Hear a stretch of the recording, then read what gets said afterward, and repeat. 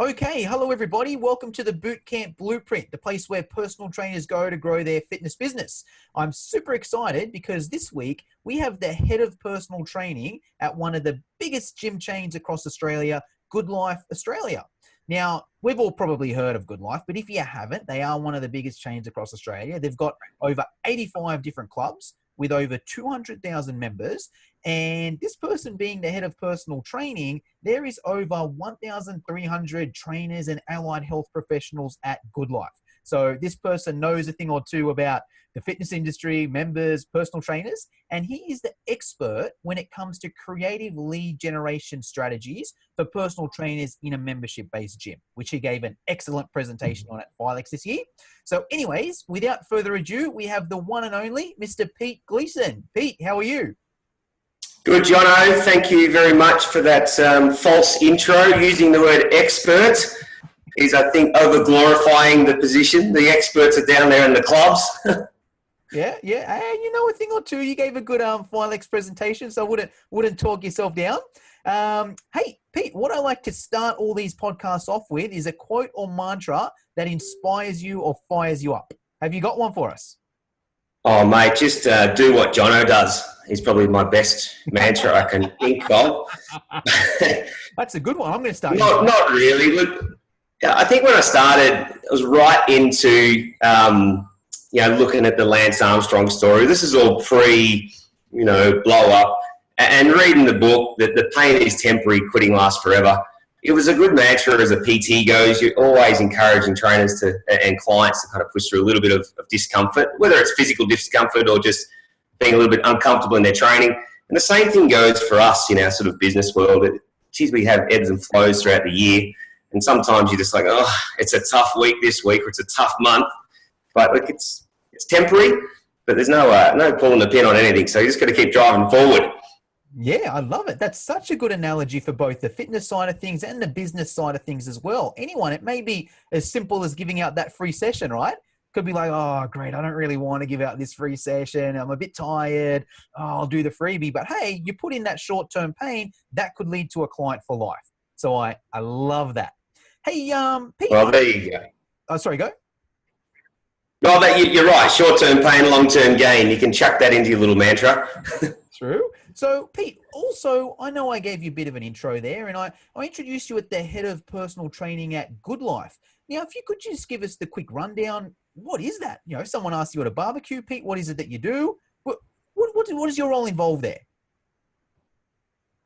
If they asked me to barbecue, I'd say, hand me a snag and a beer. This might take a little while, but I don't like to think of that title as head of PT. Really, I mean, if it was at a barbecue, I'd probably play it to the point where, look, I'm the account manager for Goodlife's personal training department. And then people are like, oh, well, what does that really mean? I said, well, technically I'm looking after the personal training portfolio of the 85 Goodlife clubs, but it's not really me. I'm coordinating our regional fitness directors. We're all one big team. There's 9 of us across Australia with 85 clubs, and each club's got a fitness director that looks after the trainers. So in effect, we're really just trying to coordinate a good PT program that members really want to engage in our trainers. So it's not as easy as just kind of, hey, just recruit some trainers that have got good experience and good qualifications and let it go.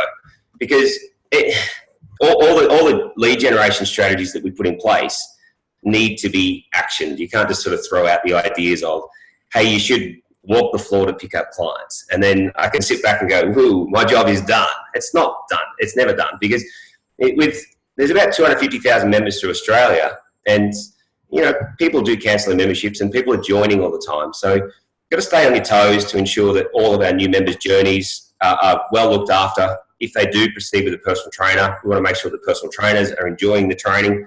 And the same thing goes, making sure the trainers are delivering great results is probably paramount to ensuring client retention and trainer retention. So, the short answer is head of PT. The long answer, the grey answer is account manager, but the definition is really just ensure we've got a good PT program in all 85 facilities. And probably something we can really, I suppose, hang our hat on is that you can walk into any Goodlife club and you will be able to hire a personal trainer. You'll have a variety of personal trainers.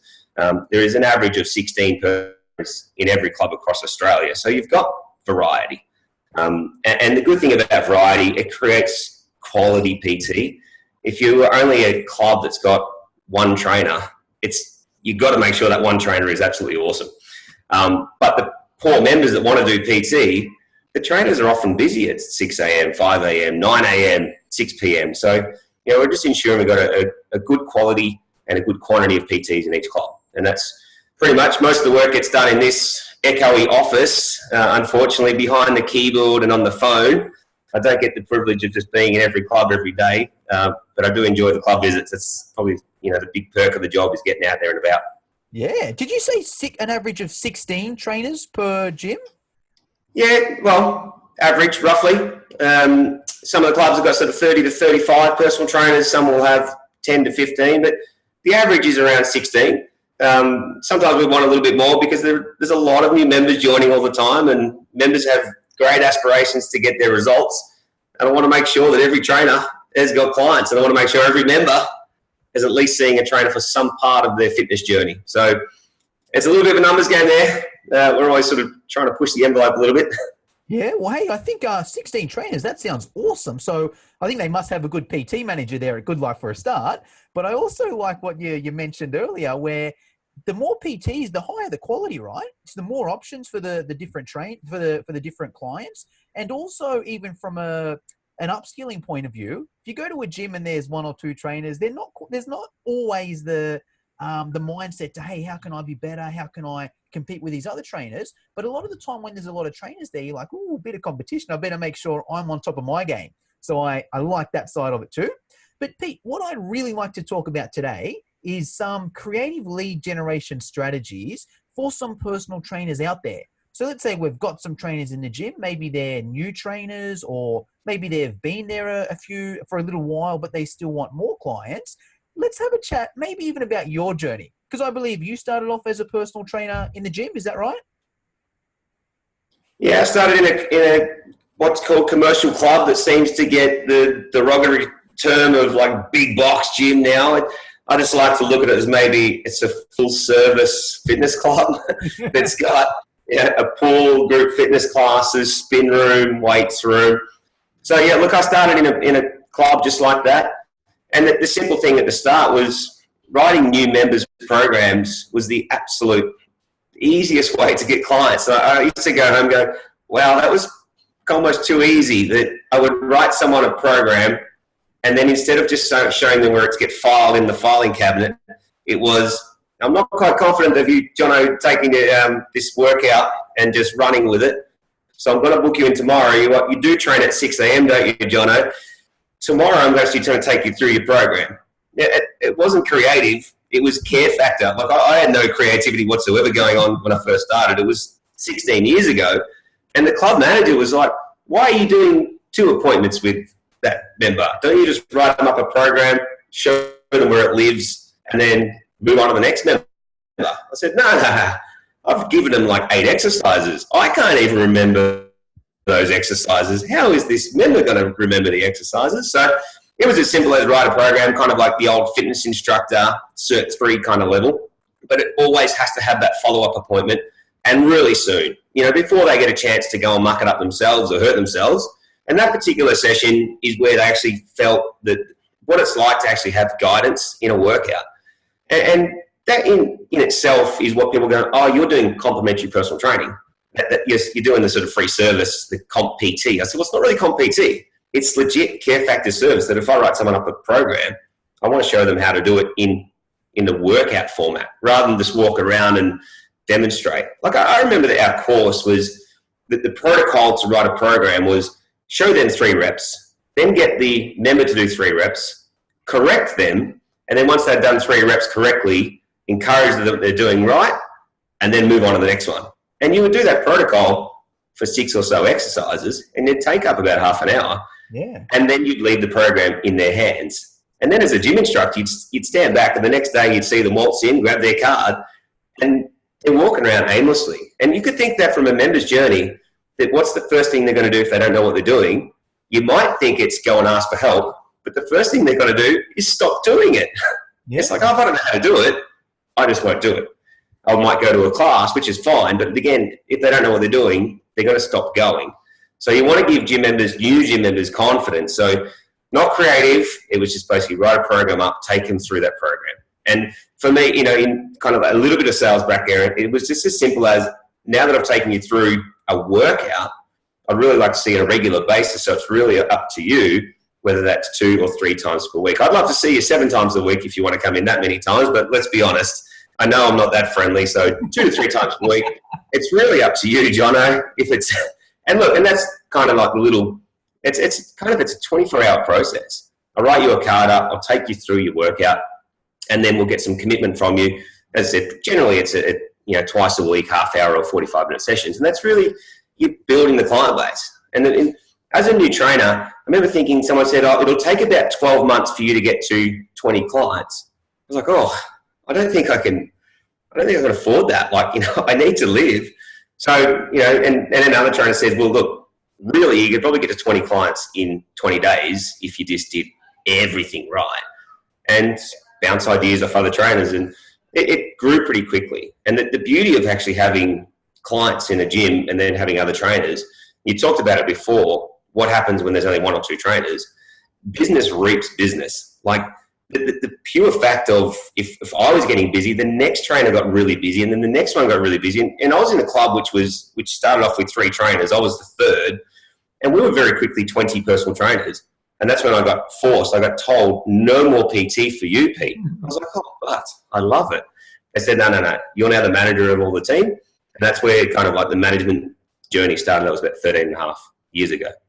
So it's not creative, but, modern day, we try to be a bit more creative with new members, and that's provide them some sort of introductory pack, if you like, or at least just book them into that first all-important gym instructor style, almost watered down session or appointment, and I looked at my mum, who just joined about a year ago. She didn't want a PT. No, she says, I know you're kind, she says to me. I said, okay, fair enough. So I booked her in to get a program right up.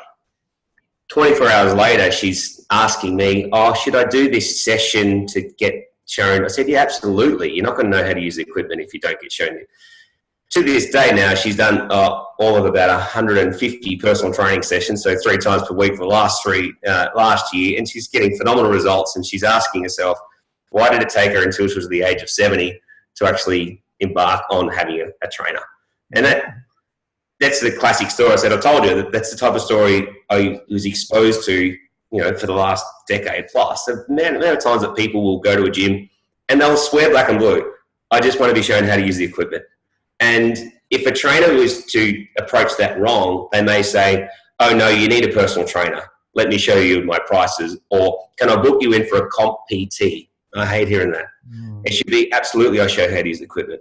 Can I write you up a program card as we're going along so you know what you're doing and you can record your progress? Yes, absolutely. At the end of showing them how to use the equipment, can I see you tomorrow when you're coming in for your first workout, and I want to guide you through that workout?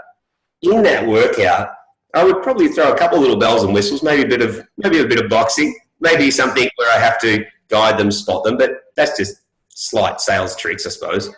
But in essence, I would show them how to do the card, like the program, with my guidance, with my spot through the last 3 sessions, with coaching him through the right movement. And it's a very, very simple question. At the very end is, I'd really like to see on a regular basis to ensure that we get the results safely and fast.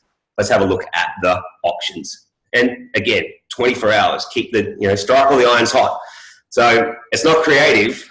It's just straightforward. I think. Sign me up. I would literally sign with you. I'll sign up right now if someone used that process with me. If I was like, oh yeah, give me a program, why not? Get the program. Then they're like, hey, Jono, you're coming in at 6 a.m. tomorrow. All of a sudden I'm like, oh, great. Well, I guess now I need to come in. I can't back out of the session because I've told the trainer. So it forces me to come in. It's giving me something that you're going to show me around. Yeah, I'm going to do it. I'll do it in real time. Yeah, I actually like this guy. He's pretty funny. He makes me laugh, wants to give me results. Yeah, look, let's start off with once a week and see how it goes.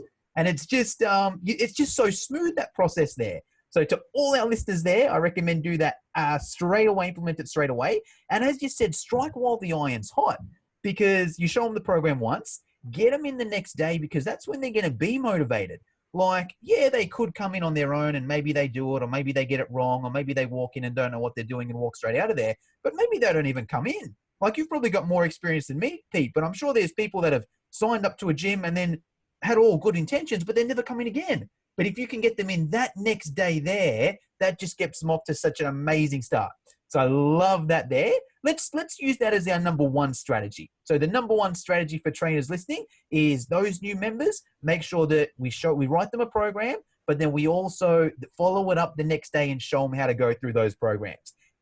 Have you got another one for us there, Pete? Another strategy? Well, you're right where it's the key strategy. If you can just get them on the right foot at the start, you're off to a good place. But we know that out of our database of gym members, whether that, let's call it 3,000 members at a gym, only 150 or so would be new, classified as, I've just joined, I'm really excited, I'm not sure what I'm doing.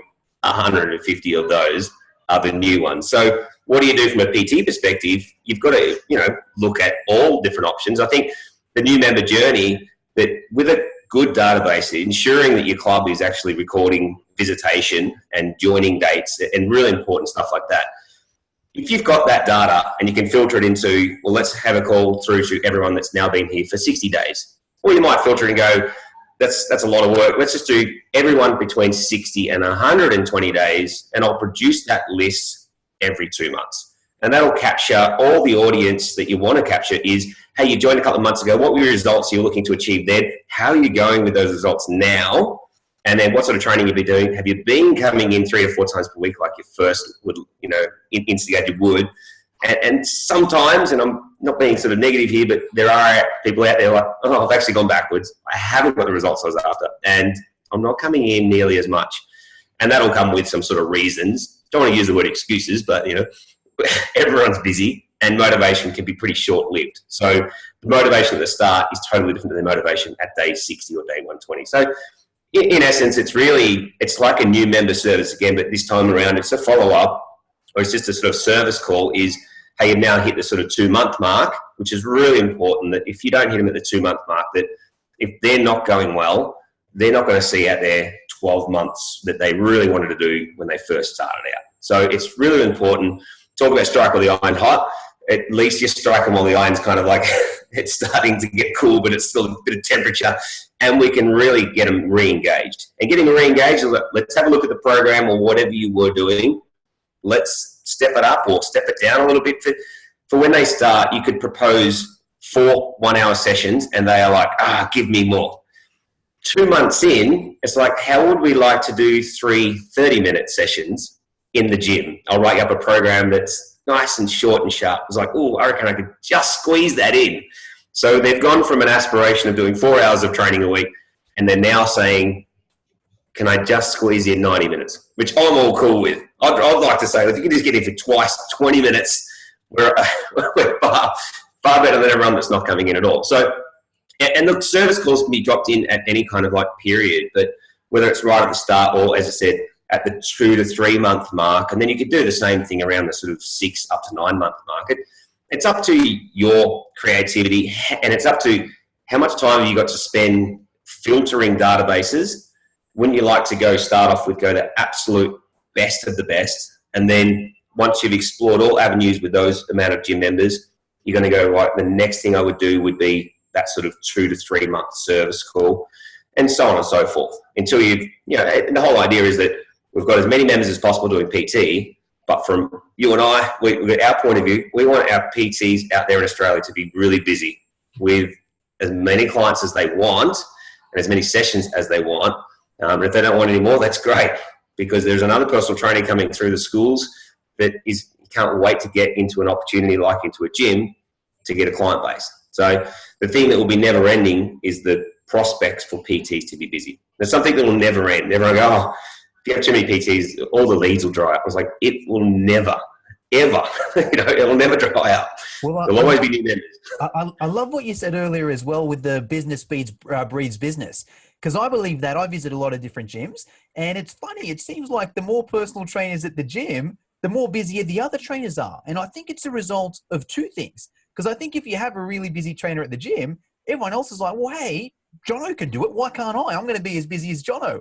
And that motivates them there as well. But even just from the member point of view, if they see everyone, if you're a member at a gym and you're like, whoa, every second person here has a personal trainer, what am I missing out on? Sign me up. Where can I find one? So I think that's good there as well. But I love that point you made there with the 3-month mark or the 2-month mark or whatever you do it for a few different reasons. Number one, I just think it's a nice thing to do anyway. Like if I was a gym member and I had gone off the wagon a bit and then I don't get a call until 12 months later when I need to sign my contract a bit, I'm going to be like, well, hey, where were you 10 months ago?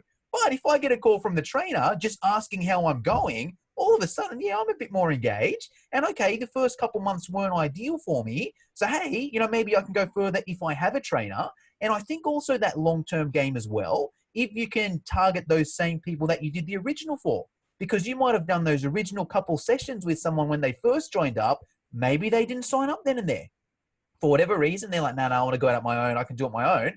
2 or 3 months later, they're like, you know what? I've tried on my own. It didn't work. That Pete was a nice guy. Oh, he's called me again. I'm gonna give that a crack. So I really like that as well. Have you got maybe one more for us, Pete? One more creative strategy?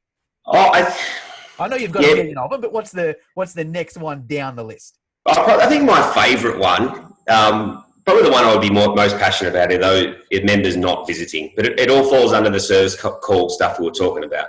The better one is, and this wasn't my idea, the club I work for used to send out a birthday card on the person's birthday. And on that birthday card, it had a pass for a complimentary personal training session. And it was okay. Like, there's no doubts, it was absolutely okay. You would be able to call them. You'd often catch them on their birthday or the day after. Sometimes the day after call was very different to the day of birthday. The day of birthday call, hey, happy days, thank you for the happy birthday. I don't have time right now to book it in. That's that complimentary session, but give me a call next week. Call them the day after their birthday. Mate, no, look, I'm not really feeling that well. I don't want to book it in, and I just want to just curl up into a fetal position, and I'm done for the day. I've had my birthday. Leave me alone. So I always thought about, what if we were to call them a little bit earlier? And then it wasn't my idea. It was the club's idea to say, they asked me the question, is it okay if I call them 2 months prior to their birthday? And I'm like, of course it's okay. I'm not dictating any rules. But tell me why, and maybe we can work through a little bit of script and a little bit of an angle. I said, well, the PTs really want to get people in great shape for their birthday, not on their birthday. And we all know that personal training is not like you do one session and you've now got the results. It's, we know that. But look, members will probably feel that way sometimes. They go, if I can just do those 3 personal training sessions now, I'm going to be in great shape for Friday. Not going to happen. But 2 months prior, it's a good time frame. 3 months prior, great time frame. And there'll be PTs out there who's like, no, it's got to be 1 year prior, which is fine. All depend on how quickly you want to get people results. But general population's motivation will be reasonably short-lived. If something's around the 2 month mark, it's enough to be able to go, right, knuckle down, everyone leave me alone. I'm training every day. And that's brought about this sort of birthday session, the appointment for the complimentary birthday session, the birthday card, happy birthday, comes at the 2 months prior to the birthday. And the phone call is, hey, we know you've got your birthday coming up. We want to make sure your training's really intense and really focused on what you want to get. How's the training going? Is it delivering results that you're after? What time of the day you're training? And it basically leads to, considering you're training at 4 o'clock in the afternoon, I'm going to book you at 4 o'clock. I'm going to revise your program, take you through the workout, and that'll give you a new lease on life on your training for the next 2 months. How's that sound, Jono? And you're like, yeah, book me in. My birthday's in 2 months now. I hope the gym calls me in and gives me that. No, you've already got a personal trainer. I've seen that. Or unless you're fibbing. Yeah, you got me. But no, I really, really love that birthday one for a few different reasons. My background's in 12-week challenges in the bootcamp side of things. And part of the reason why that was so successful, the whole 12-week challenge thing in general is successful, it's that short-term motivation. Oh, yeah, I can put it in for 12 weeks. Oh, yeah, I can put it in for 8 weeks. Oh, I'm going to Europe in this time. Oh, that fits perfectly. But the birthday one just tailors it perfectly to them. It's like, 2 months? Yeah, I can put it in for 2 months. Yeah, it'll be a little birthday present for myself. That's what I'm going to do. Oh, yeah, if I reach my goals, then I can really celebrate. It's just the perfect time to tailor someone's own little 8-week challenge, and they would never do it, or they probably wouldn't come up with the idea on their own. But if it just takes a bit of hinting, it fits in perfectly. Yeah, and look, I've seen some PTs do some really creative things on top of the birthday session. They say, well, we get told the best way to build our business is through friend referral. And I tend to agree, word of mouth or some strategies to try to, give out some passes for some complimentary sessions or whatever.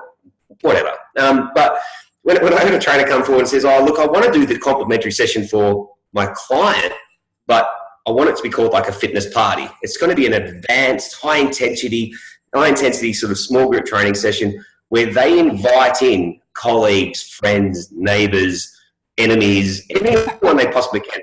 Your salesperson becomes your golden client, and it's the gift of health from the trainer to say, hey, here's a $200 small group training session for you to fill with whoever you want.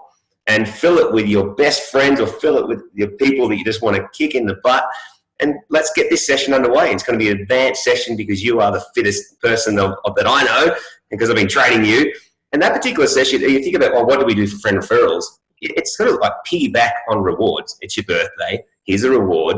And lo and behold, I've just met 5 to sort of 8 of your friends that no doubt they're going to be excited about the training. They'll probably hate walking into the gym. It's like, oh, this is, or the boot camp or the park or whatever type of PT service you've got going on, but they'll be reluctantly there. But, it's that person, it's your client's birthday. So if that client has got the birthday and they ask their friends, hey, it's my party, I need you to come, they're like, oh, you go. So the fitness birthday party turns into one of the best referral systems you've got. You've just excited another 6 people that you've never met before. And it's not asking for referrals. It's like, hey, I've got a few sessions available. Can you ask your friends if they want to train with me? It's like, no. It's asking for referrals again, which, again, it's not the worst strategy in the world, but I think some think that's a bit more of a rewards-based and tied into birthdays is pretty cool. Yeah, no, I love that for a few different reasons because, part of the reason to success in anything is just who you know, right? The more people you know, the more potential clients you have. So if you can get in front, it's almost like a mini group fitness class as well. It's almost like, okay, cool, a mini group fitness class, but everyone in there is a friend of a friend. It's like the combining the two strategies, getting in front of more people, but making sure those people are close. So I love that too. Let's do a quick summary there, Pete. So the 3 best strategies we can do are the new members, the 2 or 3 month mark, and then the birthday, but the birthday being, contacting them a couple months beforehand with the potential of the party. So I love all 3 of those. Yep. Hey, Pete, we're running a bit short on time at the moment, so I'll just do a couple questions I like to finish up with for everyone. Now, you're obviously a mentor to hundreds, if not thousands of trainers out there. So you're obviously a source of inspiration and education for trainers. Pete, where do you go? Are there any particular books you read or podcasts you listen to or social media people you follow? Where do you go to learn all this? I don't think I'm the mentor. The mentors, they are our fitness directors in our clubs who have come from the personal training background in their facility. They know their trainers. So who do I learn from? I learn from the fitness directors, our regional fitness directors. We've got a pretty good network within Goodlife and, lots of sort of support and inspiration and people that you could look at as mentors. And it doesn't always fall into hierarchical. I mean, it's not about, oh yeah, my mentor, my boss did this, or it should be that your source of inspiration and your source of learning comes from, it's got to be 360. And to be honest, in all honesty, the places I will learn from is a member that's taken on a trainer that's getting results. Like, I know that might sound like cheesy, but in reality, they're the people I talk to. I say, oh, how are you enjoying the training? What sort of training you're doing with them? What made you want to start with that PT? But they're the things that I'll learn from. I'm not a big listener of audio books and bits and pieces because I like to stay focused on the road and listen to rock music. I'm not a good reader because when I get home, I've got my wife, got my 2 dogs, got my house. It's just busy lifestyle outside of the working life. And look, in the gym, we're in there at sort of 4:45, 5 a.m. on some days. We're still in and around towards the end of the day. There's not a lot of learning that I can do outside of learning from what you're doing. So, but I do have one place now that I'm going to start learning from a lot, and that's the Fitness Education Online. I didn't tell him to say that either, you know? Look, I've been following your group now. There's some good stuff in there. I like it. Awesome. Well, hey, I wanted to, I love that point you mentioned about the 360, learning from everyone doesn't have to be above, because believe it or not, this is the reason I've got to run. I've just started a networking group, and I just want to get a whole heap of different local personal trainers, fitness business owners in there. And I want it for that reason. I want a few studio owners, a few personal trainers, a few people that are looking to become studio owners, just a few boot camp instructors, so everyone can just hear from every other point. Because if you're that gym owner or that studio owner, hey, you want to hear what the PTs are doing, what makes them happy. Hey, if you're the PT, you want to hear what the clients are doing. You want to hear what the gym owners are doing. So I love how you've brought that up. And I might steal that little line in this networking meeting now. But hey, Pete, if anyone's listening to this podcast, they're like, you know what? This Pete guy, I like what he's got to say. Where's the best place for them to contact you? They follow you on social media? Have you got an email address? I've got this website, and I've got a book, and I've got an ebook that I can send you, and I've got a mailing list, which is all a lie. I've got an email address through the Goodlife team, which is personaltraining@goodlife.com.au. I encourage any way that anyone can contact me for any question or any sort of link through to a club or a fitness director or any position we've got available out there. It's just as simple as personaltraining@goodlife.com.au. I'm on the email every day, and I'd love to sort of, connect with people out there.